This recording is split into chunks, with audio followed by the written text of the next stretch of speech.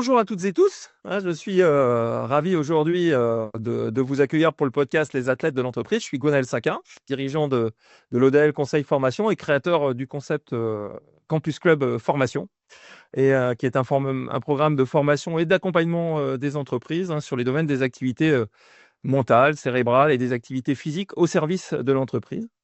Alors, le campus sponsorise le podcast avec déjà 5 épisodes qui sont sortis. Et donc, je vous invite à vous abonner à la newsletter et à aller sur vos plateformes préférées pour écouter ce podcast et mettre des bonnes étoiles si le podcast vous plaît. Alors, j'ai l'énorme plaisir aujourd'hui, pour plein de raisons, et on va le découvrir au fil du podcast, d'accueillir Antoine Rigaudot, un ancien joueur français de très haut niveau, évidemment à l'équipe de Cholet et de Pau, et aussi à l'international. On va revenir là-dessus. Bonjour Antoine, Bonjour, ravi de t'accueillir. Donc, merci à vous de m'accueillir, surtout. ouais, Très heureux de pouvoir échanger avec vous autour de thèmes très intéressants. super. Tu es où là? Alors, tu nous parles d'où? Alors là, je suis chez moi. Je suis résident espagnol depuis une vingtaine d'années, donc voilà, à Valencia. Et je viens régulièrement sur la France parce que j'ai encore de la famille sur la France et des amis, surtout de la région de Cholet. Et puis pour des activités auprès de la formation du jeune joueur, je pense qu'on en reparlera plus en avant dans ce podcast. Bien sûr, on va parler de tout ça et des jeunes, les forces vives du basket et voilà, et aussi des entreprises. On parlera aussi de ça, bien sûr.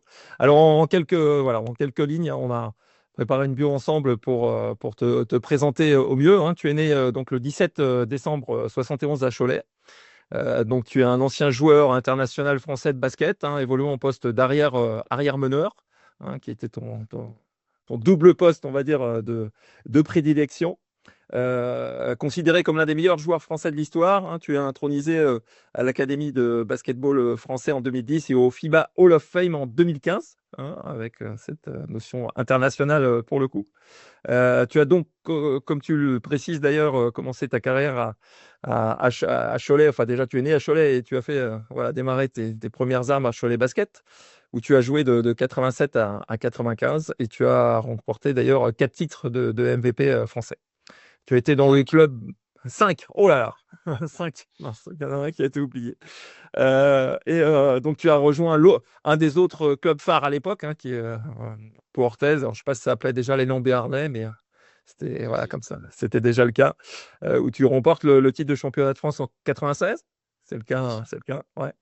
Et là, tu as changé de pays pour le coup, pour aller au Virtus Bologne, qui s'appelait, si je ne dis pas de bêtises, le Kinder Bologne encore à l'époque. C'est ça, en Italie, et déjà en France aussi d'ailleurs, ça commence à être le cas d'avoir des noms de partenaires, de sponsors dans le nom du club. Et donc à Bologne, en effet, c'était le sponsor principal, c'était le groupe Ferrero, et donc Kinder. Et voilà, ça s'appelait la Virtus Kinder Bologne. Kinder Bologne. Et donc, tu avais démarré par Pitch Cholet, tu étais dans les petits plaisirs sucrés, on va dire ça comme ça. Allez. C'est ça, on était toujours un peu dans l'alimentaire. Or, pour en revenir à Pitch, hein, même si on commence un petit peu déjà et on va continuer Ouais, sur la ouais. bio, c'est, je crois, un des premiers clubs qui a utilisé le naming au niveau de Ouais. Pitch Basket en associant à la marque Pitch du groupe Basket. Tout à fait. C'était, alors, à ma connaissance, je pense que dans le basket, c'était le premier à le faire. Et d'ailleurs, Louis-Marie en parle. Comme tu fréquentes aussi Louis-Marie Pasquier, bien sûr, il y avait eu de la réticence, beaucoup des médias à l'époque, parce que le naming, c'était pas quelque chose du tout d'habituel dans les clubs de basket. Et voilà. Alors, je me suis toujours dit dans un petit coin de ma tête que Brioche Pasquier avait peut-être copié un petit peu Kinder, voilà, qui était avant eux. Ça s'appelait Kinder Bologne. Mais voilà, en tout cas, c'était une belle initiative. Ouais. Ouais, ouais, non, il y avait peut-être, en y réfléchissant, peut-être le Racing Club de France avec Adia. Je suis pas sûr, hein, mais en tout cas, c'est sûr que Cholet Basket, quand tu es arrivé Cholet Basket au haut niveau, ça s'appelait bien Pitch Cholet Basket. Ouais, tout à fait, tout à fait. Donc, alors pour poursuivre sur ta carrière, donc tu as remporté l'Euroleague en 98 et 2001, hein, à Bologne, voilà, et puis plusieurs titres nationaux. Et donc, tu as fait un passage aussi en NBA. voilà, dans les premiers joueurs français à avoir tenté cette aventure-là NBA pendant quelques mois aux Mavericks de Dallas. Voilà, et tu es revenu après en France, terminer ta carrière à Valence où tu résides aujourd'hui, si je comprends bien. Alors, en Espagne, En sort Espagne. d'Espagne, ouais. Ouais, Espagne, ouais. J'avais la possibilité de rester en NBA, j'étais sous contrat, sauf que voilà, je prenais pas le plaisir et je m'épanouissais pas comme je souhaitais m'épanouir du club où j'étais, et en NBA. Donc, j'ai décidé de revenir en Europe pour avoir le rôle que je voulais et que j'ai toujours voulu avoir dans mes différents projets, c'est-à-dire avoir un peu de leadership, beaucoup de leadership dans un projet et dans une équipe, ce qui était beaucoup plus facile pour moi sur le sol européen plutôt que. Ok, donc on y reviendra aussi évidemment, toute cette belle expérience internationale et qui t'a amené à rester à l'international, hein. Il y a pas très longtemps, et j'invite les auditeurs d'ailleurs à écouter le podcast que j'ai réalisé avec Jamil Maléran, qui est proviseur de lycée, avec lequel on avait fait plein de choses à l'époque au lycée de Chemillé et dans les lycées Choletais, et qui est lui aussi à l'international. Donc ça y est, le podcast on franchit des étapes là, avec toi et Jamil il y a 15 jours. Donc, alors, évidemment, on a parlé des clubs, mais un point essentiel aussi, bah, on a l'équipe de France, hein, c'est l'équipe de France avec bah, ta participation à plusieurs compétitions internationales, avec en particulier ce qui est très célèbre et qui était quand même un des titres majeurs des sports collectifs français, et en particulier du basket, c'est la médaille d'argent à Sydney, hein, en 2000. C'est ça. Ça faisait un certain nombre d'années que le basketball français n'était pas représenté à Sydney. Et en 2000, il y avait non seulement l'équipe masculine, mais également l'équipe féminine. Et voilà, on a eu la chance de pouvoir aller assez loin dans la compétition puisqu'on a ramené la médaille d'argent. Ouais, et ça a lancé quand même quelque part des belles années, enfin quelques dizaines d'années un peu belles quand même du basket français, quoi. Ouais, bah c'était un peu aussi le début d'une révolution niveau du monde du sport en Europe et puis du basketball. Le basketball en a profité ouais, avec l'arrêt Bosman, la possibilité d'aller jouer en Europe, d'acquérir beaucoup plus d'expérience, de jouer dans des grosses équipes où il y a une certaine concurrence, où l'aspect compétitif est très important parce que pour moi, par exemple, quand je suis arrivé en Italie, la chose la plus importante qu'attendaient surtout les supporters, c'était de gagner. Donc, il fallait tout mettre en œuvre pour gagner. Ce qui fait que bah, l'équipe de France en a profité parce qu'on avait des joueurs qui étaient habitués à être devant des sommets à atteindre assez élevés. Et bah, cette expérience-là fait que ça nous a permis d'aller chercher cette médaille et de lancer un petit peu bah, ce qui allait venir après avec les générations qu'on a connues et qui vont eux, en plus encore continuer à mondialiser le basketball français voilà, en envahissant la NBA. Ouais, ouais, en poursuivant ce développement à l'international. Donc, il y a eu aussi une médaille de bronze au championnat d'Europe en 2005 avec l'équipe de France, hein, dans la continuité. Et, alors, et là, on remonte un peu dans le temps, mais tu as été champion du monde militaire aussi. Alors là, parce que tu as fait ton service militaire, si je comprends bien, quoi. Ouais, ouais, non, mais super, super, parce qu'en général, on oublie toujours ce titre, mais voilà, je le rappelle toujours. Donc, j'ai fait mon service militaire, et puis c'est une vraie super belle expérience, parce que on est encore, voilà, dans des tournois où on rencontre toutes sortes de personnes du monde entier. Et puis là, pour le coup, on sort un petit peu du cadre sportif, parce qu'on joue comme de temps en temps, enfin, certaines équipes sont vraiment des vrais militaires, quoi. Donc, il y a un aspect un peu différent et d'approche du résultat qui est un peu différent. Alors que nous, on était tous des joueurs professionnels, on était en activité et on était au bataillon de Joinville, voilà, comme c'était l'étude à cette époque-là. À l'époque, ouais. Et c'était pas le cas forcément de tous les pays, quoi. Pour le coup, d'avoir des Non, joueurs non, pro qui le sait. Voilà. non, non, non, il y avait vraiment des équipes qui étaient vraiment des militaires. Et nous, on restait voilà, concentrés sur notre compétition et c'est toujours très intéressant. Voilà, ça nous permet aussi de jouer sur des nations enfin, on rencontre jamais dans des sélections, dans des championnats mondiaux, que ce soit Jeux Olympiques ou du monde. Voilà, comme on avait joué contre Dubaï, les Émirats Arabes, comme ça. Ah bon. Les équipes qui se qualifient jamais en général pour ce style Ouais, ouais, pour grosse des grandes compétition, compétitions, ouais. comme la compétition. Et donc c'était intéressant aussi de voir comment toutes ces nations évoluent et avec les différences et en même temps, bah, tout le monde est dans les mêmes règles sur un terrain en train de vouloir gagner le match. Ouais, super, hein, c'est une belle. Moi aussi, je garde à mon souvenir mon service militaire où j'ai eu la chance d'être embarqué sur une frégate anti-sous-marine et voilà, et de voyager. Ah, c'est Donc, J'ai goûté à la mer, donc je suis revenu dans le golfe du Morbihan pour poursuivre l'aventure, on va dire ça comme ça. Et alors, ce qu'on peut dire quand même, c'est que ton héritage dans le basket français et international reste marqué par voilà, des performances exceptionnelles, voilà, les titres, et puis et ton leadership évidemment sur le terrain. Et puis, si on revient de manière après ta carrière, donc tu as eu quelques missions voilà, dans le basket pro en France, et finalement assez vite, tu as voulu plutôt te concentrer pardon, auprès de missions auprès de jeunes basketteurs, hein, parce que c'est vraiment ta priorité. Et donc, tu joues aujourd'hui un rôle d'ambassadeur de la. Alors, LNB Légende, alors on dit quoi en fait? C'est ambassadeur, c'est LNB Légende? Bon, c'est la Ligue nationale de basket veut mettre en avant l'histoire du basketball et a créé un programme de LNB Légende, donc des joueurs avec certains critères pour pouvoir rentrer dans ce programme-là, qui ont marqué un peu beaucoup la Ligue nationale de basket. Et à travers ce programme-là, bon, il y a différents événements, les interventions, et en particulier, on va à la rencontre des futurs jeunes joueurs, jeunes talents du basketball français pour voilà, partager, transmettre et démontrer sur le terrain qu'il y a certains LNB légendes qui vont sur le terrain pour démontrer ou montrer via des sessions d'entraînement leur vision, et moi j'en fais partie, de ce que doit être l'approche du terrain, c'est-à-dire technique, tactique, comportementale, d'attitude, lors d'entraînement. Et donc, ces entraînements-là permettront de répéter ces gestes-là pendant les matchs.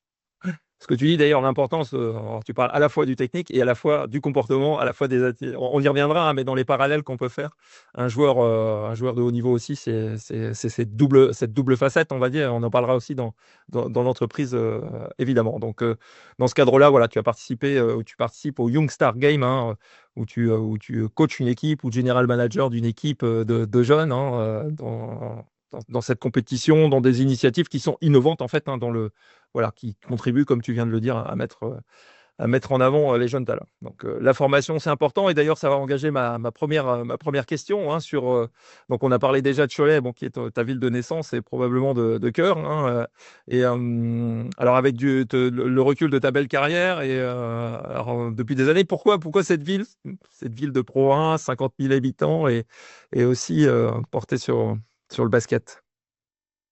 Alors, je pense que c'est, voilà, historiquement, le basketball a été très présent dans les Mauges et il y a toujours, bien évidemment.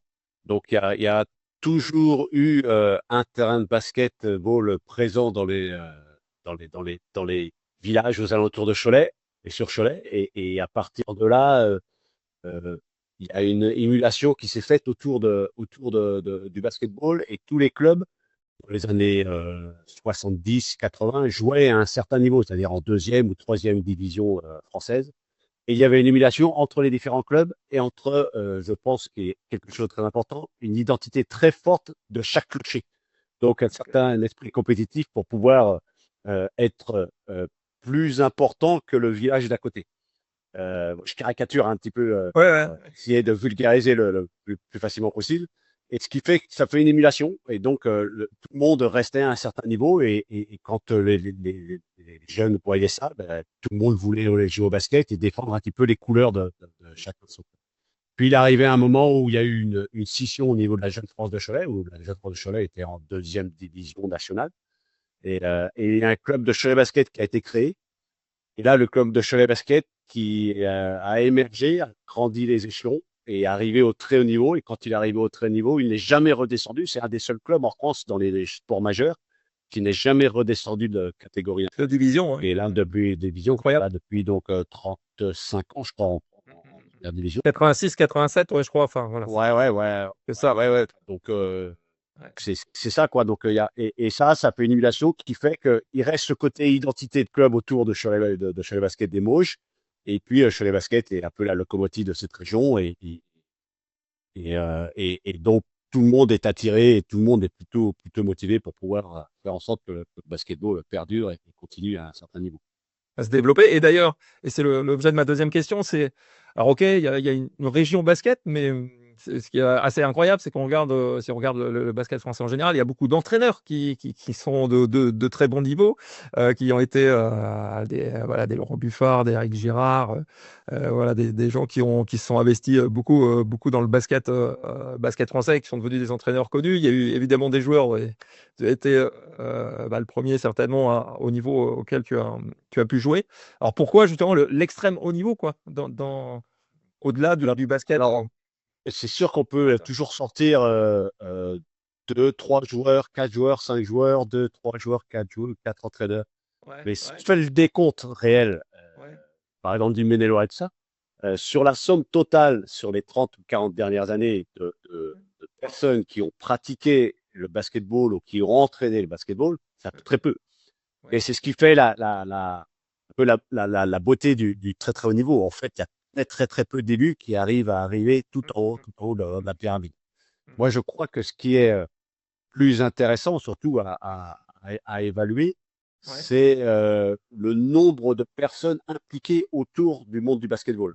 Parce que le basketball est le sport majeur Mm, mm, dans les Mauges. Donc, comme c'est le sport majeur, ben, il y a beaucoup de monde qui est intéressé, donc beaucoup de monde qui viennent au basketball. Et à partir de là, ben, il y a des joueurs ou des entraîneurs ou des personnalités qui font ils sont performants dans leur mission et ils arrivent à émerger. Et je pense que c'est une émulation entre tout le monde pour qu'il y ait, après, à un moment donné, une personne qui arrive ou plusieurs personnes évidemment, mais qui arrive à sortir un petit peu du lot et qui représente la région des Mauges et la région de Cholet au très haut niveau. La grande force de la région de Cholet, c'est surtout le nombre de passionnés et de personnes qui poussent et qui fait en sorte que le niveau moyen, entre guillemets, c'est pas de mettre des guillemets sur le niveau moyen, est mm. assez élevé, ce qui fait que pour pouvoir sortir de ce niveau moyen, c'est arriver au plus haut niveau. Ouais, c'est sûr. Moi, quand je suis arrivé à Cholet dans les années 91-92, on va venir d'ailleurs à ce qui m'a amené à Cholet, hein, qui est Brioche Pasquier et Pitch. Mais voilà, tu plonges dans le basket, c'est-à-dire que cette ville-là, elle est tournée vers le basket. Et je me rappelle toujours mon épouse que j'ai rencontrée à Cholet, elle disait dans mon BTS, si tu n'étais pas intéressé au basket, il fallait changer de BTS parce que vous changez de ville, quoi, parce que tout le monde parle basket, quoi. Ouais, non, tout le monde parle basket. Il y a 60 000 habitants, c'est très peu. Et puis, il y a une vraie identité. Je pense qu'aussi les Mauges, Nord-Vendée, Sud-Atlantique, ça, c'est quand même des pays de terriens. Voilà, Ouais. on va dire ça. Donc, c'est des gens qui aiment le travail. Et on sait très bien que sans le travail, il est très difficile d'arriver à quelque part, que ce soit dans le monde, dans l'entreprise ou dans le monde du sport de niveau. Et les gens apprécient les gens qui travaillent. Et quand on arrive au club de basket, moi j'ai grandi avec ça. Donc j'ai ça en moi, c'est dans mon ADN. Mais les personnes qui arrivent dans le club de basket, si elles veulent exister dans le club de basket, elles doivent se mettre au pas du travail, quoi. Elles doivent montrer ils ont une certaine humilité dans le travail. Et c'est que ce soit les entraîneurs ou les joueurs qui réussissent, même si aujourd'hui on est un petit peu dans une conception un peu différente du travail et peut-être qu'on en reviendra, on en reparlera, que ça va beaucoup plus vite tout et qu'il y a beaucoup de changements, surtout au niveau du basketball avec les règles et puis dans le sport en général, hein, tout va très vite. À mon époque, c'était vraiment cette sensation et cette volonté de travail était primordiale pour pouvoir avoir une osmose avec le public qui comprend cette valeur-là du travail. Bah, c'est les valeurs aussi industrielles, on va dire, hein, très fortes, parce qu'il y a eu tout un tissu industriel qui est encore présent, qui a évolué, hein, l'industrie de la chaussure avant, et puis des industries agroalimentaires aujourd'hui et d'autres, hein, industrie du bâtiment aussi avec des fleurons. Et d'ailleurs, hein, tu fais la transition avec la question suivante, puisqu'on va venir au domaine de l'entreprise. Donc, on a parlé de Pitch tout à l'heure, alors évidemment, tu connais Pitch, mais c'est quoi ton histoire avec cette marque en fait? Toi, tu étais côté joueur, évidemment, pour mémoire, hein, le marquage pitch sur maillot date de 1986-87, c'est-à-dire l'année de l'arrivée au niveau de Cholet. Le pitch s'est mis sur les maillots. Toi, comment s'est faite cette rencontre avec cette entreprise et cette Bah, marque? moi, moi, j'étais joueur. Ma priorité était d'être performant sur le terrain et puis de prendre du plaisir. J'avais 16, 17 ans quand Pitch est arrivé dans le club de Cholet Basket. Ce sont les 50 ans de Cholet Basket, je crois, cette année. Et Ouais. il y a des, voilà, enfin, je crois que c'est commencé déjà dans la presse pour dire les 5 Oui, tous les jours. personnes qui ont fait le club tous les jours. Ouais. Je pense que Michel Léger va être le numéro un, et le groupe de fondateurs. Je le mettrai en numéro 2, Louis-Marie Paquet et le groupe Pitch, le Ouais. groupe Pasquier. Parce que je pense que cette entreprise-là, qui a surfé sur la vague, je pense, chez les baskets aussi, pour se faire un petit peu plus connaître sur le plan national, même si je suis pas dans le fin fond des secrets de la société Pitch, je suppose que tu peux pouvoir en dire plus que moi par rapport à ce côté-là. Et Louis-Marie bientôt. Et Louis-Marie Mais bientôt. oui, Marie, bientôt, maintenant, oui, je pense que ce sera très bien pour lui poser la question. Je pense que sans ces entreprises-là, je suis pas sûr que Cholet Basket aurait pu avoir cette assise de club, cette structure, ces fondations pour pouvoir continuer au haut niveau. Et dans le sport de haut niveau, on sait très bien qu'il est important d'avoir une certaine structure et puis un certain confort, entre guillemets, financier. Alors, ça ne veut pas dire que Cholet Basket, à cette époque-là, roulait sur l'or, et encore moins aujourd'hui. Mais il n'empêche qu'il était important d'avoir du sponsoring. Et un sponsor comme le groupe Paquier et Pitch était plutôt bienvenu pour Cholet Basket. Mm, mm, mm. Alors, Et par rapport à Pitch, moi, je trouvais ça super intéressant parce que je trouvais que justement, j'étais plutôt dans cette dynamique-là de naming, d'avoir un peu plus de modernité dans le monde du sport. Et moi, je m'intéressais un peu, donc je trouvais intéressant aussi de poser pourquoi le groupe Pasquier voulait sponsoriser. Donc, je pense qu'il y a le côté géographique. Il y avait le côté évidemment business, donc se faire connaître sur le territoire français et à l'étranger. Je pense qu'il y a cette rue-là. Et puis, il y avait un truc qui m'avait intéressé, que j'avais entendu, c'est que le basketball était un sport très intéressant par rapport au développement de la marque Pitch, puisque ce sont des petites brioches fourrées au chocolat à l'époque, mais il y a peut-être aussi déjà la confiture, je ne sais plus.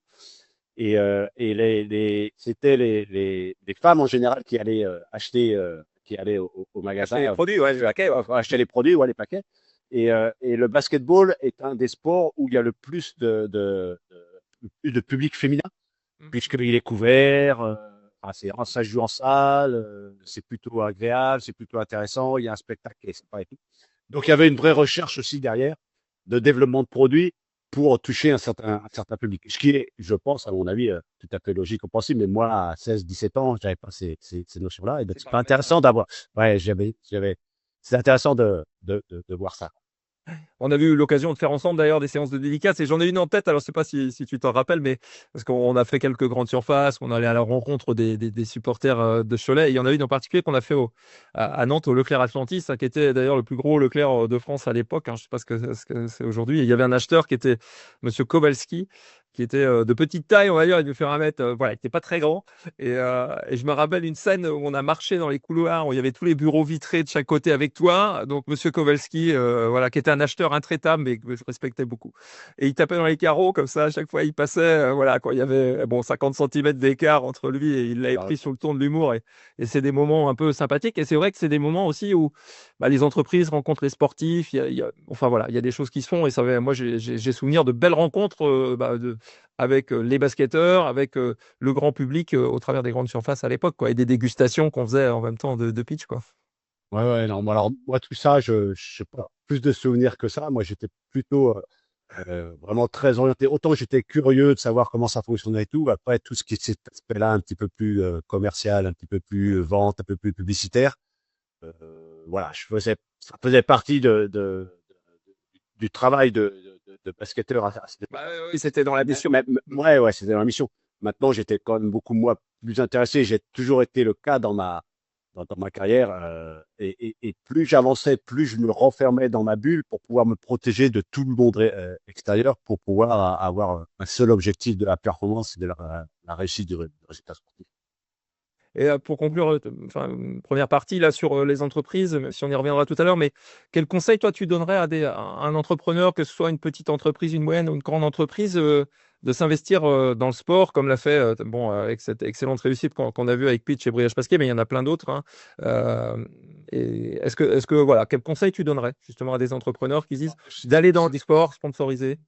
C'est difficile, hein, de donner des conseils parce que moi, je suis pas un entrepreneur en tant que tel.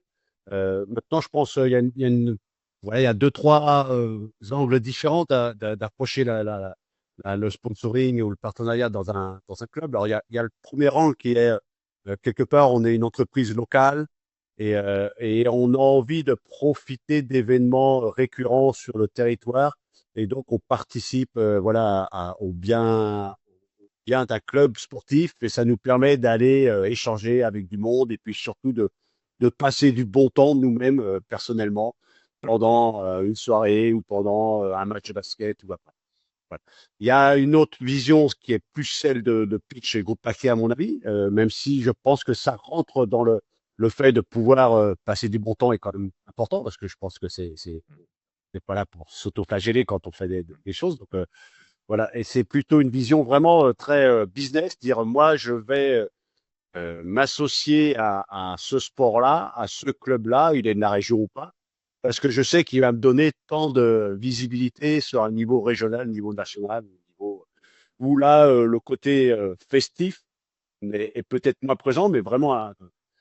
Et puis un troisième point, et c'est peut-être le plus important d'ailleurs, à mon avis, c'est je suis entrepreneur et je suis en phase avec les valeurs que le club euh, Porte. porte. Voilà, j'allais chercher le mot, merci. Et ces valeurs-là me correspondent. Et Ok. donc, moi, ça m'intéresse de m'associer à ce sport-là, à ce groupe-là, à ces personnes-là qui sont et qui ont les mêmes valeurs que moi ou que les mêmes valeurs que mon groupe, que ma marque, qui fait qu'on peut aller ensemble loin dans le temps. Parce que comme on est en train d'avoir les mêmes valeurs, on peut vraiment réfléchir à une vision très longue sur le temps et on va faire en sorte de grandir ensemble. Voilà, moi, c'est les trois points un peu que je vois. Après, il y en a peut-être d'autres, mais le côté des valeurs est à mon avis, très, très, très, très, très important. Je pense que c'est d'ailleurs le premier point, c'est-à-dire avant d'aller, enfin si j'ai un entrepreneur et qui me demande de le conseiller, c'est de dire, bah, identifie déjà un club ou un sportif, hein, peu importe, mais avec lequel tu as des valeurs communes. Et après, construis là-dessus ta communication, soit de relations publiques ou d'exposition, mais en tout cas, la première pierre à l'édifice, c'est il faut qu'on soit sur les mêmes bases, sur les mêmes valeurs, quoi. Je suis d'accord. Maintenant, je pense qu'il y a aussi des entrepreneurs qui, voilà, c'est des intérêts ou des personnes qui disent, bah, nous, on va aller là parce que ça va nous permettre de passer des moments agréables et tout. Et puis Ouais. voilà, et puis on verra ce qui se passe, quoi. Ce qui se passe, et Voilà. finalement, il y a de l'adéquation ou pas, hein. Voilà, il y a des allers-retours ainsi. Mais je suis d'accord avec toi que les valeurs mais le terme de valeur, on va sûrement en parler beaucoup. Moi, je suis très attaché par rapport à ça et quand on viendra par rapport à des comportements, des choses comme ça, c'est des choses qui sont, à mon avis, primordiales et qui pourraient être dans le monde du sport de haut niveau, mais encore plus dans le monde du sport de formation de jeunes, être encore plus importantes à mettre en Mettre en œuvre.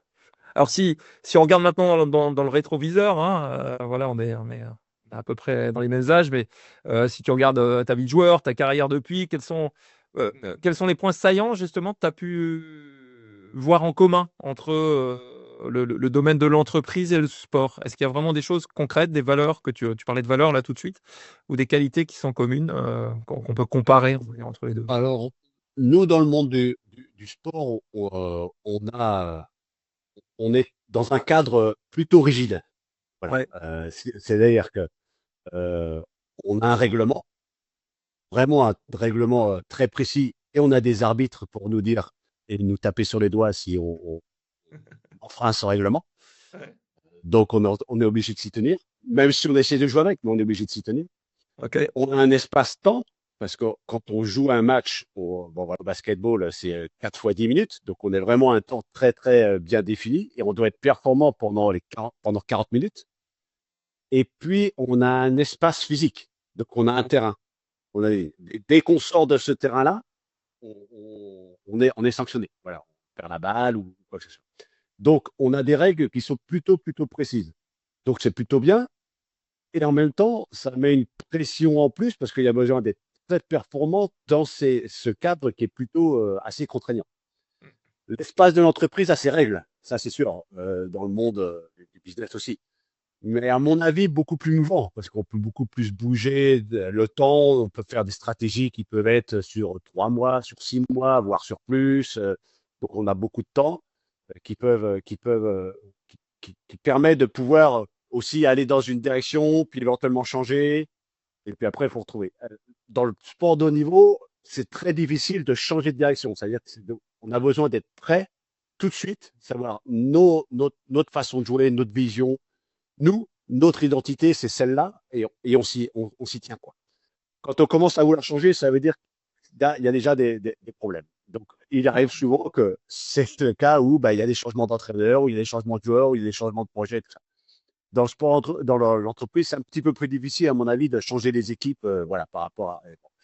Après, au niveau du règlement, bah, l'entreprise aussi, c'est tenu à des règlements, mais bon, quelque part, même comme dans le sport de haut niveau, l'entreprise essaye entre guillemets, tricher ou de trouver des meilleures solutions. C'est pour ça qu'il y a des avocats, d'ailleurs. Des avocats et puis grâce à ça. Donc voilà. Et puis après, l'espace physique, c'est l'entreprise qui se le met elle-même. Elle peut dire, moi, mon marché, il a autour de ma ville, il va à la nationale, il va à l'international. Il n'y a pas vraiment d'espace physique. Donc, c'est des notions qui sont un petit peu différentes. Pour moi, c'est difficile de dire s'il y a vraiment des liens entre le sport de haut niveau et l'entreprise. Alors oui, il y a des liens sur les valeurs, sur la façon de se comporter, sur le comportement, sur les attitudes, sur le savoir-être dans une équipe ou le savoir-être dans une entreprise, sur voilà, la volonté d'aller tous ensemble au même endroit. Ça aussi, ça me paraît voilà, est plus qu'important, quoi. Il y a une équipe de haut niveau et les équipes qui réussissent, hein, que ce soit dans n'importe quel sport, si il y a un mouton noir ou un groupe de joueurs ou un groupe qui n'est pas en phase avec le projet d'aller tous ensemble au même endroit, l'équipe elle gagne jamais. Et dans n'importe quel sport. Et je pense que l'entreprise c'est pareil, c'est-à-dire que à l'intérieur d'une entreprise, si en fonction des différentes équipes, des différents départements, si la, la, la notion de vouloir aller tous au même endroit, avec des objectifs qui sont plutôt bien mis en place et bien structurés, c'est une entreprise qui va, s'il n'y a pas ça, elle va mal vivre et il y aura du mal-être dans l'entreprise. Et ça, c'est des freins qui sont très forts, que ce soit dans une entreprise ou dans le monde du sport de haut niveau, qui est du mal-être à l'intérieur des équipes. Ouais. Il faut fixer un cap, quoi, hein. C'est ce que tu dis. Il faut avoir que tout le monde regarde dans le même sens, hein. Plus facile à dire qu'à faire, mais en tout cas, c'est avoir un objectif commun. Tu avais vécu avec Jean-François Martin et moi des ateliers sur le terrain où là, on mettait justement des entrepreneurs aller à faire des jeux autour du basket avec le fil rouge du basket. Qu'est-ce que tu en avais retenu d'ailleurs de ces activités physiques? Parce que voilà, régulièrement, il y a des interventions sur dire, tiens, on voit à la télé des émissions qui disent encourager les gens à faire du sport, etc. Mais voilà, c'est quoi ton feedback sur ce que tu avais vécu et comment on peut le mettre en perspective en entreprise, quoi? Ouais, on avait vraiment, enfin, moi, j'ai vraiment beaucoup de plaisir. Puis je trouve qu'on avait aussi ce côté, parce que comme il y avait, c'était des jeux et avec des objectifs à réaliser, un petit peu, voire beaucoup, un aspect compétitif, même si ça dépend aussi des personnalités. Mais moi, je suis un compétiteur, donc dès qu'on me met dans une situation où il faut gagner, J'ai vu, j'ai vu. ouais, j'essaye de faire en sorte et d'attirer le plus possible mes coéquipiers pour pouvoir gagner. C'était d'ailleurs une de mes, missions que je me mettais tous les jours, de dire, faire en sorte de savoir comment j'allais faire pour que mes coéquipiers soient les meilleurs possibles, que ce soit à l'entraînement ou en match. Et en plus, je me mettais la mission de dire comment je fais moi pour être meilleur que mes coéquipiers. Voilà, donc j'avais deux objectifs précis tous les jours. Et pour en revenir à ces interventions avec Jean-François et avec toi-même, c'était vraiment très intéressant parce qu'il y avait un côté très compétiteur et en même temps une certaine convivialité et voilà, des liens qui se créaient entre les personnes qui, moi, je connaissais personne, et même d'ailleurs, ils ne se connaissaient pas obligatoirement les uns et Les les autres. participants, ouais. Mais le fait d'arriver à un objectif commun, on revient à cet objectif commun, et la volonté d'y arriver, faisait que, bah, il y avait quelque chose qui se créait, et je trouvais ça plutôt intéressant, et grâce à des activités physiques plutôt aussi, pas très faciles, hein, d'ailleurs, et enfin, qui était divertissante, voilà, je trouve le mot. Parfois, je mélange mes mots en français et espagnol, donc je suis désolé. Et ce faisait que, voilà, il y avait quelque chose qui faisait, quand on est ressorti de là, moi, j'étais plutôt satisfait et heureux d'avoir vécu ce moment-là. On avait la chance d'avoir plusieurs basketteurs en plus, et ce qui était surprenant pour moi et Jean-François d'observer ce qui se passait, c'est que tout de suite, il y avait Cyril Apomella aussi qui était dans l'autre équipe, et tout de suite, tous les deux, on a vu qu'il y avait compète, quoi, hein. Vous êtes regardés, vous avez coaché les gens avec vous, et enfin, c'était très chouette. C'était une très belle expérience toujours Ouais, partagée. mais je pense que c'était aussi un petit peu ce qu'on nous demandait entre guillemets, Ouais. c'est-à-dire qu'en tant que basketteur et en tant que ancien sportif de haut niveau, c'est apporter ce côté compétition, ce côté voilà envie de gagner, envie de se surpasser pour aller plus loin, pour repousser un petit peu plus nos limites. Mhm. Alors, si on revient au sport de haut niveau, hein, qu'est-ce qui a fait voilà, la réussite pour toi d'un champion tel que tu l'as été, et d'autres champions c'est quoi les quatre cinq premières qualités qu'il faut mettre en œuvre quand on veut devenir un champion de haut niveau comme tu l'as été? Alors moi, la première des choses, c'est être capable de respecter les autres et de Mhm. se respecter soi-même, et mais de respecter aussi les autres, Ouais. et d'avoir une grande humilité. Voilà, moi j'ai un mantra qui me suit tous les jours. Mhm. J'en ai un deuxième, mais on dira peut-être à la fin, parce que ce sera peut-être Ouais. en guise de conclusion. Mais en fait, Ouais. j'ai deux mantras, et j'ai un mantra, et c'est la phrase de Socrate qui dit je sais que je ne sais pas. Ok. Donc, tous les jours, le sportif de haut niveau, pour moi, doit être en capacité de se remettre en question. Et donc, de faire en sorte d'être au maximum de son potentiel à chaque instant qu'il est dans son domaine de compétence et dans sa volonté de vouloir apprendre et de vouloir progresser tout le temps. On sait très bien qu'aujourd'hui, encore plus aujourd'hui peut-être qu'à à mon époque, le sportif de haut niveau, s'il ne progresse pas, s'il stagne simplement, il sera dépassé par les autres. Or, quand on est dépassé par les autres, on n'existe plus en tant que sportif de haut niveau. Donc, toujours un besoin de se remettre en question. Et ça, cette humilité-là fait que on aura cette notion, et on en parle toujours tout le monde, du travail. Voilà. Et il est plus qu'important d'être en capacité d'avoir la volonté de travailler, de s'entraîner, et je dirais d'aimer de Ah oui. travailler. Prendre du plaisir, soit quand tu dis aimer, Prendre du c'est prendre du plaisir, voilà, plaisir. aimer, ouais, ouais. Ouais. C'est voilà, pour moi une des bases.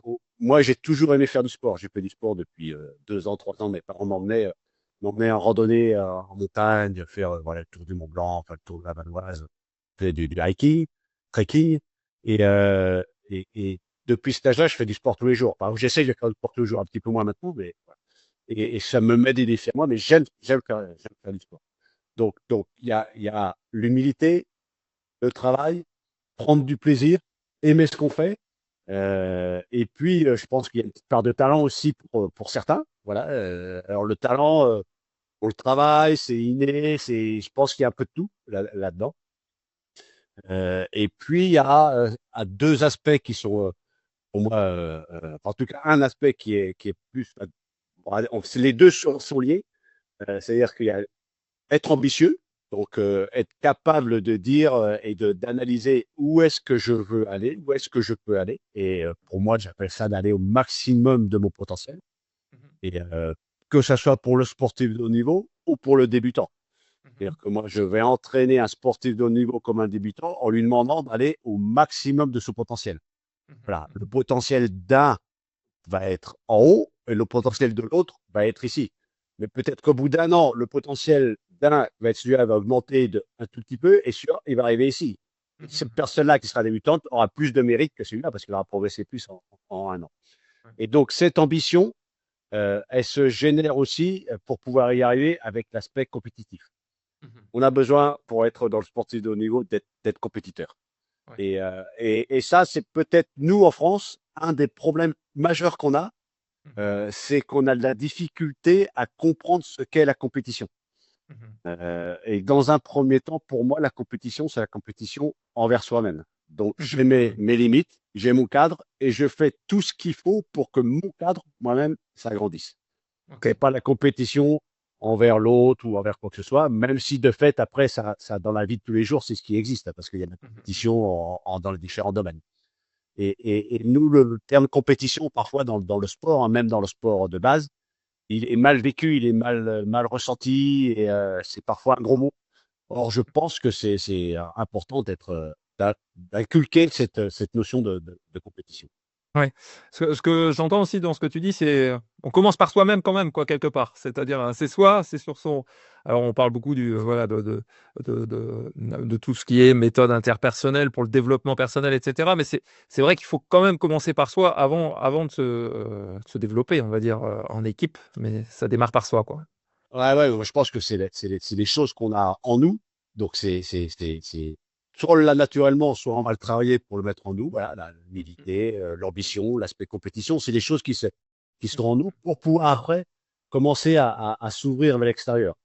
Et voilà, et à comprendre ce qu'est l'extérieur, puis à communiquer, parce que si on ne comprend pas ce qu'est l'extérieur, c'est difficile de communiquer. Puis après, quand on aura euh, passé tout ça, on sera en capacité de pouvoir avoir et d'affirmer vraiment notre personnalité autour en étant une sorte de guide, donc avoir du leadership. Mhm. Ok. Alors, un autre sujet aussi sur ta carrière sportive, hein, tu as joué en France, en Italie, en Espagne, en NBA également. Donc, tu as appris plein de choses, j'imagine, liées à ce parcours-là international. Les mentalités sont différentes.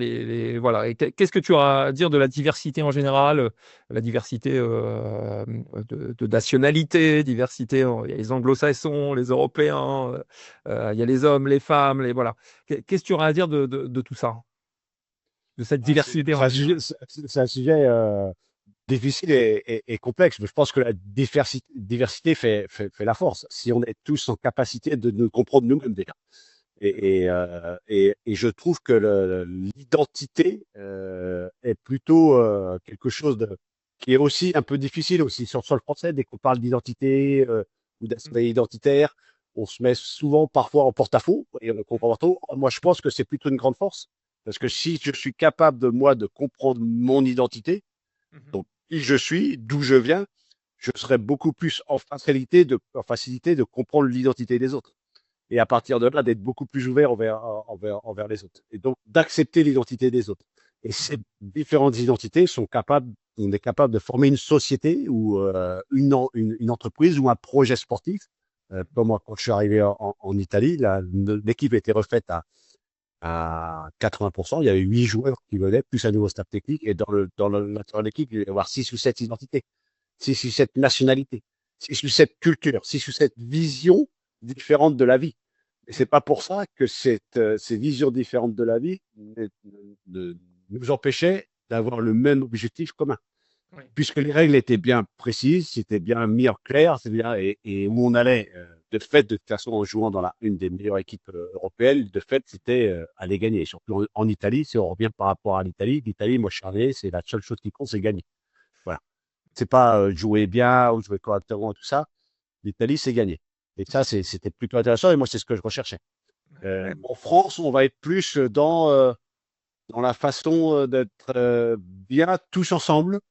Et moi, je ressens ça au niveau de la formation des jeunes joueurs. Quand je vois voir des entraîneurs de jeunes, on voit souvent un besoin de complicité entre les coachs, entre les joueurs, pour que chacun se sente à l'aise.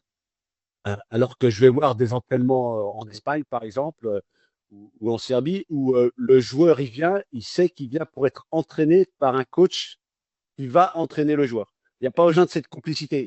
Ils ont une vision qui est la même d'aller vers un objectif de performance. À l'intérieur d'un espace de temps précis de 1 heure et demie d'entraînement, où chacun a son rôle. Je Mm. suis joueur, tu Mm. m'entraînes, Mm. donc je prends tout ce que tu me donnes pour performer. Je suis entraîneur, je vous entraîne, et on va faire en sorte d'aller même vers l'objectif. Mhm. Je vois en France plutôt des complexités et des envies plutôt de passer du bon temps, entre guillemets, je caricature encore une nouvelle fois, Ouais, ouais. pour passer 1 heure et demie et que tout se passe bien pendant l'heure et demie. Voilà. Mhm. Donc ça, c'est des choses que je vois qui sont un peu différentes. Après, alors les États-Unis, c'est une société très compétitive. Voilà, et à tous les niveaux. De toute façon, on ne peut pas ne pas être compétiteur et réussir aux États-Unis, c'est compliqué, même si ça change un petit peu encore aujourd'hui, parce que ouais, c'est presque des courants politiques là, Ouais, ouais, bah, ouais, qui rentrent en jeu. mm, mm, mm. Euh, et puis, Ouais, les États-Unis, c'est aussi très, très, très carré, très, très Mhm. rigoureux, très structuré, très discipliné. Puis il y a une grande force que nous, on n'a pas en Europe. Alors, si je parle du basketball, mais je pense que dans la globalité des domaines, c'est les infrastructures, quoi. C'est Ouais, exceptionnel. Les moyens mis en place pour pouvoir être performants sont sont différents. assez exceptionnels. Ouais. C'est différent, ouais. Ok. Mais moi, Dis donc. je pourrais faire un lien par rapport aux différentes nationalités. Je parlerais même presque, pour rebondir sur ta Mm, question, mm, mm. sur les différentes générations. Et parce que c'est un truc qui est intéressant et que j'ai remarqué et en discutant un petit peu avec certaines personnes, en, la notion ou la vision des différentes générations par rapport à ce qu'est la vie en général. Mes Mhm. parents, moi, je pense, et encore aujourd'hui, quand je vais les voir, ils me demandent comment tu fais pour gagner ta vie. Donc, eux, ils avaient vraiment enfin, je sais pas si vous allez vous reconnaître, c'est des choses ou toi, tu te reconnais. Et alors, ils avaient vraiment une vision et un objectif, c'était de faire en sorte de ramener un pécule d'argent, un salaire ou quoi que ce soit, pour faire vivre la famille. Ouais. C'était vraiment une vision tournée vers l'économie, quoi. C'était vraiment, Mm, mm, mm, voilà, je vais travailler, comme je travaille, j'ai un salaire et mm, mm. Et je fais vivre la famille. je fais vivre la famille. Mm, Notre génération, je pense que c'est une génération du bien-être. mm, Il y a eu beaucoup de choses qui sont passées dans la restructuration, même au niveau des entreprises, tout simplement, pour faire en sorte que de profiter au maximum de la vie, donc d'avoir du bien-être dans la vie. mm, mm. Et la génération de mes enfants, moi, ce que je ressens, c'est que c'est une génération du temps. Donc, ils ont besoin du temps. Ils ont besoin de Mm, beaucoup de temps. Oui, et mm. passer 3 heures à table, pour eux, c'est impossible, pratiquement. Il faut manger plutôt rapidement. C'est la société d'aujourd'hui, ça va vite et tout. Donc, ils ont besoin du temps et d'organiser leur temps. Et ça, c'est intéressant parce que je pense que les nouvelles générations dans le monde de l'entreprise, ils ont besoin de comprendre et d'assimiler, ou au moins qu'on leur fasse comprendre qu'ils vont avoir du temps, non seulement pas dans leur salle d'entreprise, mais aussi au extérieur de l'entreprise pour pouvoir vivre ce qu'ils veulent vivre. Mhm. D'où le besoin de structurer vraiment très, très bien Mhm.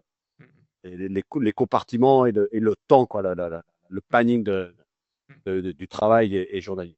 Ouais, c'est un Je ressens ça, quoi. c'est un des points essentiels, je pense, chez les jeunes qui ont besoin effectivement, bah, finalement, d'un cadre très précis, mais avec quelque chose de finalement assez organisé aussi, tout en laissant de l'initiative. C'est ça qui est d'ailleurs compliqué peut-être à faire, parce qu'il faut aussi laisser de l'initiative, mais il faut au moins un cadre précis. Voilà. Et je pense que c'est ce que tu exprimes. Ouais, non, ils ont besoin de sentir qu'ils ont du temps, ouais. Mais Ouais. le cadre précis, la structure, moi, je l'ai vécu aussi en tant que basketteur, quoi. Mm, Plus je mm. avançais dans ma carrière, plus j'arrivais dans des endroits et des équipes qui étaient structurées. Ok. Tac, tac, tac. Et plus il y avait de la structure, plus il y avait une ligne de conduite qu'on respectait et qui nous permettait d'aller gagner. Mm.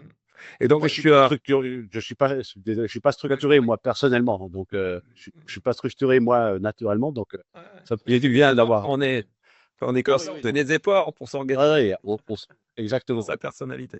Et si on a un mot ou de, voilà, pour répondre à la question suivante, tu as donc gagné des titres Euroleague, enfin, la médaille d'argent au JO, les titres de champion de France, voilà, les titres champion d'Italie aussi. Si la recette, s'il n'y en avait qu'une recette pour le titre, on a parlé de être un champion de haut niveau, mais pour gagner des titres. Est-ce qu'il y a une recette particulière? Alors Didier Deschamps, je sais qu'il disait, c'est pas parce qu'on s'entend bien qu'on va gagner des titres. On va peut-être éviter d'en perdre, mais on va peut-être pas gagner des titres, hein. Et je trouve que cette formule est assez sympa. Et qu'est-ce qui permet justement de gagner des titres? Savoir faire les choses juste au moment juste. Ok. Le bon timing. Euh, ouais, le bon timing.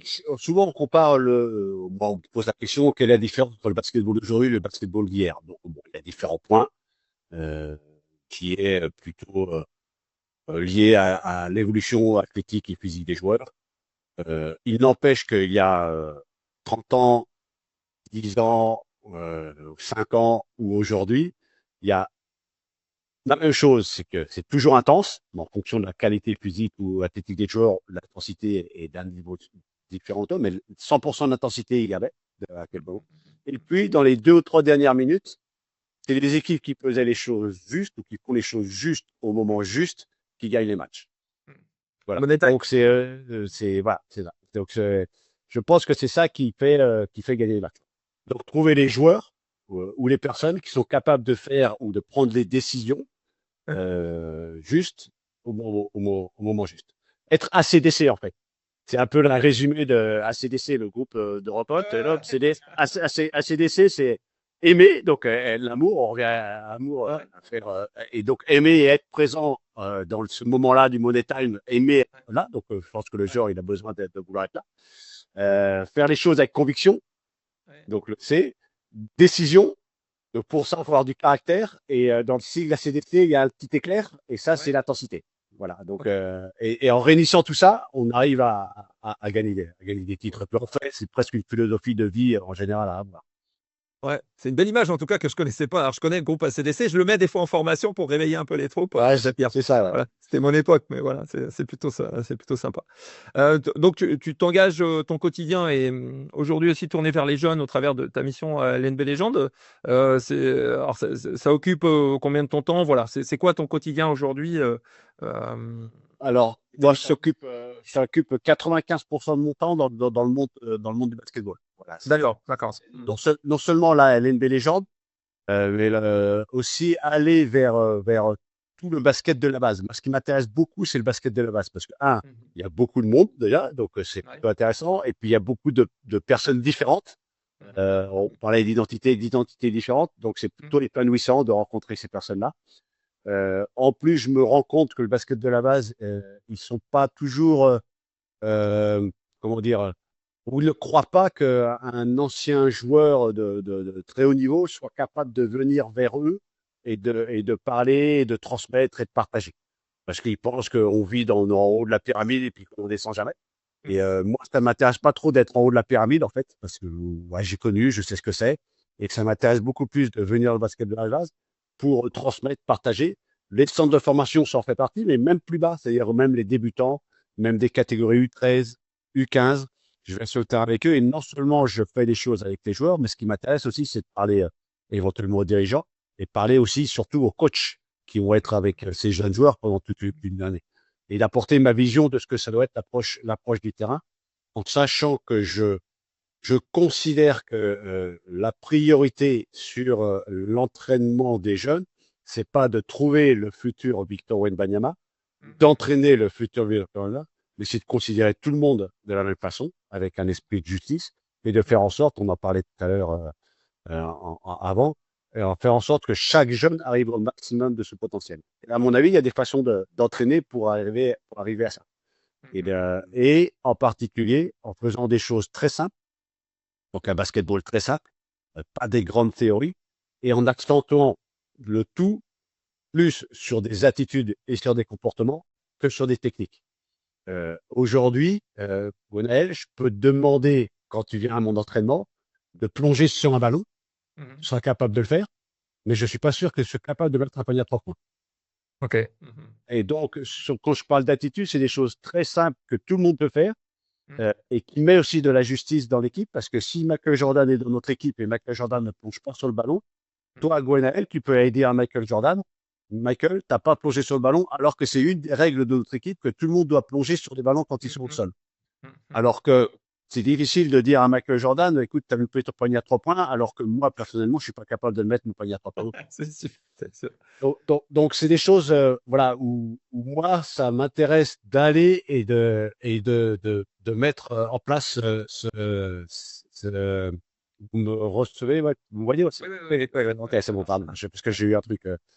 Et, euh, et c'est ça, moi, qui m'intéresse de pouvoir exprimer au plus grand nombre. Voilà. Ok.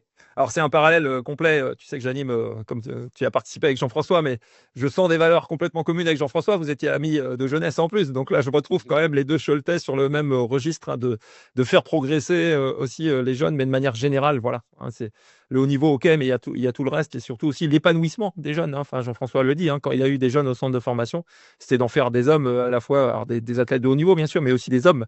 Et je pense que c'est un petit peu ce que tu expliques là, de manière avec tes. C'est exactement, oui, je pense que c'est la responsabilité du coach formateur, c'est de faire en sorte que les jeunes s'épanouissent dans leur projet sportif, et que ça leur serve dans leur épanouissement de vie de tous les jours. Ça, oui, j'en suis. Il faut savoir qu'on a très peu de chance quand on est un coach de jeunes, d'entraîner un futur joueur Très haut niveau. Très haut oui, niveau. très peu. Il y a très très peu de Mhm. joueurs qui arrivent au très haut niveau.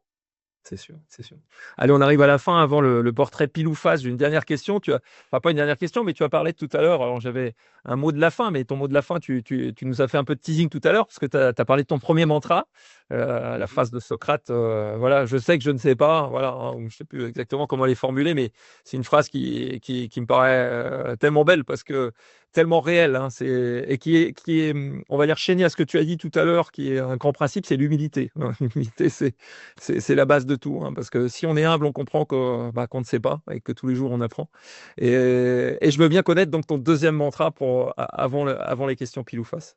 Alors, mon deuxième mantra, c'est un vers d'un poème. Le poème Invictus, c'est un des poèmes préférés de Nelson Mandela. Enfin, c'était un des poèmes préférés de Nelson Mandela. Et c'est je suis maître de mon destin. Donc, je sais pas. Donc, je fais tout ce qu'il faut pour apprendre le plus de choses possible. Et je fais tout ce qu'il faut pour être maître de mon destin et ne dépendre de personne. Voilà. Donc, et ça résume un petit peu aussi, moi, ma vie aujourd'hui. Donc, je considère que je suis maître de mon destin. Et le fait d'être maître de mon destin, ça me permet d'être ouvert et puis de comprendre les autres et puis d'aller vers les autres et que les autres viennent vers moi et d'être en capacité d'être libre mentalement et dans ma façon. Bon, très belle phrase également et d'un personnage incroyable, évidemment Nelson Mandela. Allez, on termine donc par quelques questions pile ou face. Alors, je crois avoir la réponse, mais je te demande quand même. C'est talent ou entraînement? Entraînement. Entraînement. Ok, alors pourquoi entraînement? Tu l'as un peu dit au démarrage, mais Oh, on- bah, non, mais je pense que il est sûr que le talent permet de passer des caps que certaines personnes n'arriveront jamais à avoir, mais l'entraînement permet à une plus grande masse de pouvoir arriver quelque part et puis de pouvoir progresser. Et donc, ça, sans entraînement, on n'y arrive pas. on n'y arrive pas. Tu as droit à un joker, hein, des fois, sur certaines questions. Un seul, mais voilà, comme dans l'émission il y a très longtemps. Là. Alors, activité, Campus Web, on en a parlé, c'est les activités mentales et physiques, mais toi, si tu avais à choisir activité mentale ou physique? Moi, physique, activité Je m'en physique. doutais un peu. Mais sauf que c'est une question intéressante, mais il me semble que l'activité physique entraîne ton activité mentale Ouais, quand l'activité mentale n'est pas sûre d'entraîner ton activité physique. ouais, tout à Voilà. fait. Donc, Là en aussi, fonction de l'activité physique que tu... Non, non, mais si tu te dis une activité physique que je dois courir pendant 10 minutes, 10 km, ce qui est irréel, tu dois préparer ton mental et c'est ton ça. corps parce que ça va être assez compliqué, assez difficile. Donc, il y a un lien quand même. Alors, si on vient un peu dans le basket, il y a quelques questions aussi. Temps mort ou vidéo? Comment? Temps mort ou vidéo? Les séquences vidéo en préparation ou plutôt le temps mort du match? Euh, bon, temps mort, temps mort. C'est plus vivant, c'est plus intéressant, il se passe plus de choses, c'est des émotions. Et puis, le temps mort, il y a besoin d'être concis pour pouvoir donner une consigne. La vidéo, c'est quelque chose qui est un peu plus. Alors après, ce qui est intéressant, c'est la vidéo d'après aussi, pour comprendre les erreurs qui ont été faites et pour travailler dessus. Temps mort. Ok.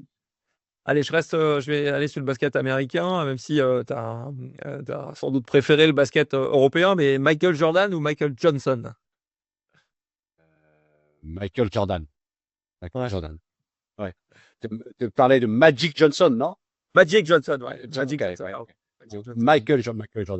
Michael Jordan, c'est le joueur qui a mis le basketball tout en haut. Voilà. Tout en haut. Michael Jordan. Et il est resté tout en haut. Alors, équipe de France ou sur les baskets? Oh là, ça c'est compliqué ça. Je dirais chez les baskets.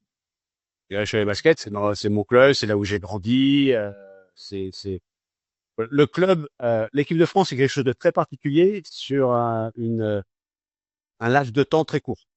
Le club, c'est une saison, où, voilà, on vit des choses beaucoup plus intenses avec le club avec l'équipe de France. Alors, sur les titres, toujours autour du sport et du basket, Donc, tu as eu une médaille d'argent au JO et tu as eu des titres en Euroleague. Qu'est-ce qui t'a. Voilà, si tu en retenais, tu as droit au joker, hein, t'oublies pas. Mais... Non, ouais, ouais, non, non, mais je reviens sur Ouais. ce que j'ai dit juste avant. Évidemment, la médaille d'argent olympique, c'est quelque chose d'incroyable parce que c'est extrêmement difficile à avoir. Et déjà, c'est tous les 4 ans, c'est difficile de se qualifier. Puis il y a une compétition qui est dure. Euh, il n'empêche que je retiens le titre d'Euroleague. Une médaille d'argent, oui, mais un titre, c'est plus dur que d'avoir une médaille d'argent. Ouais, non, Un titre, c'est une équipe, quoi. La médaille d'argent aussi, c'est une équipe, mais en plus, tu finis sur une défaite. Non, je retiendrai l'Euroleague pour aussi l'intensité et les moments vécus et l'osmose et la fusion qu'il y a entre sur une ville, dans un club, les supporters. Et puis, là, l'équipe de France, c'est un mois de travail, d'entraînement, de vie ensemble. Les clubs, c'est des années, quoi. Ça peut être des saisons ou au minimum 10 mois ensemble. ouais, Pour non, arriver à un titre. ça marque les esprits. Et d'ailleurs, dans ce registre-là, alors c'est un peu un détail, là, mais collaboration ou coopération? Ouf, j'arrive pas à faire la différence vraiment entre les deux. Ok. Moi, pas bien non plus, c'est pour ça que je te demande, hein. On s'interroge souvent avec une collègue aussi qui fait de la formation avec moi. Parce que là, j'ai raison. Collaborer, coopérer, c'est assez ténu, on va dire. Mais... Ouais, ouais, ouais, je dirais plutôt coopération. Ouais. Ouais, mais ben, voilà, je pourrais utiliser mon joker, mais je me lance quand même. Donc, euh, ouais, plutôt coopérer. Je associe plus coopérer à quelque chose d'ensemble, de groupe. Voilà, alors que collaboration, c'est plutôt des individus les uns à côté des autres qui font les choses pour arriver ensemble. Alors, coopérer, je ressens plus le côté collectif. Ouais, collectif Ouais, et coopération. Mais peut-être, je me trompe peut-être, hein, j'aurais besoin de. Non, bon. On ira regarder dans le tir au après, mais voilà, c'est là sentiment. Si on revient juste entre parallèles, c'est l'avant-dernier, entre la collaboration d'entreprise auprès du sport, on est soit sponsor ou partenaire, c'est un petit peu là, mais c'est pas tout à fait la même chose. On est sponsor d'un club ou on est partenaire, tu dirais plutôt quoi? Sponsor ou partenaire? Euh, Bah, ça dépend du club surtout. Ouais, Parce que ouais, mais ça va dépendre de ce que le club te permet d'être. de faire. Ouais, s'il veut seulement un sponsor qui lui donne X Ouais. milliers ou X millions, Mm, mm, mm, X argent ou X euros, mm. bah, tu peux vouloir être partenaire et donc participer à la vie du club d'une façon ou d'une autre. Ouais. Si ton club te laisse pas le faire, Mm, donc mm, mm. et puis ça dépend. On revient au tout début. Voilà, est-ce que je veux, qu'est-ce que je veux faire de mon coopération ou Ouais, ouais, ouais. collaboration avec le club. C'était les trois options que tu disais d'ailleurs Ouais, ouais, tout à l'heure, hein. Donc, on avait parlé des valeurs, on avait parlé d'un sponsoring un peu général, plutôt d'un partenaire, hein, et puis tu avais parlé des valeurs communes, ça revient un peu à ça. Allez, ouais, et on va puis, dire que c'est un peu. ou un sponsoring festif, dire voilà, Oui. se profite Ouais. d'être un sponsor pour pouvoir, voilà, passer du bon temps entre guillemets à Mm, certains mm. événements. Au club. Euh, Moi, je serais plus, si j'étais moi dans sa position d'investir dans un club en Mm, tant que mm, mm, de sponsor partenaire, je préférerais être partenaire, c'est-à-dire mm, mm. aider à la mission ou aux différentes missions du club. Et au développement du club. Allez, j'en ai une dernière et c'est un coup, c'est un triple choix. Je fais jamais ça, mais avec toi, je suis obligé. Donc, c'est soit Peach, soit Kinder, soit une banane pour recharger des accus. Alors, c'est plutôt un fruit ou un Peach ou un Kinder? Je dirais un fruit. Ah Je ouais. dirais un fruit. Voilà, je dirais un fruit. Bon, Comme ça te voilà. permet Comme ça permet là, je suis sur le côté neutre. Voilà, je prends pas de position par rapport à là. voilà, à ta carrière. À ta Ouais, carrière. Ouais, super. voilà. Bon, ben, Antoine, je vais vraiment te dire un grand merci. Je sais que tu prends un avion bientôt. En plus, il faut que on termine l'entretien. J'espère que ça va rentrer dans ton timing. Et voilà. Et je te remercie vraiment, voilà, au nom des auditeurs, hein, des athlètes de l'entreprise, hein, qu'on mettra dans les prochaines semaines en ligne. Et puis, on se croisera bientôt, j'espère bien à Cholet, comme tu es rendu assez souvent à Cholet, comme c'est mon cas aussi. Merci à toi pour l'invitation et puis bah, bonne continuation et bon courage à tous. Puis Ok. plaisir de, voilà, de se voir, que ce soit autour d'un terrain de basketball ou dans le monde de l'entreprise, ou que ce soit pour continuer ces discussions et ces débats qui me paraissent vraiment très intéressants. Ouais, très passionnant. Bah, eh ben, merci encore Antoine. Donc, je vous invite tous les auditeurs à vous abonner à la newsletter, hein, comme je l'ai dit en introduction, hein, les athlètes de l'entreprise. Hein, vous tapez ça sur vos moteurs de recherche, sur les différentes applis de podcast, Spotify, Deezer, Apple Podcast, et vous trouverez évidemment tous les podcasts qu'on réalise régulièrement. Et je vous invite à donner aussi votre avis, à interagir bien sûr sur tout ce qu'on peut échanger. Et surtout quand on a de la matière, comme on vient, comme à chaque fois, bien sûr. Et en plus, avec le plaisir de tout ce qu'on a pu échanger avec Antoine. Et je vous dis à bientôt.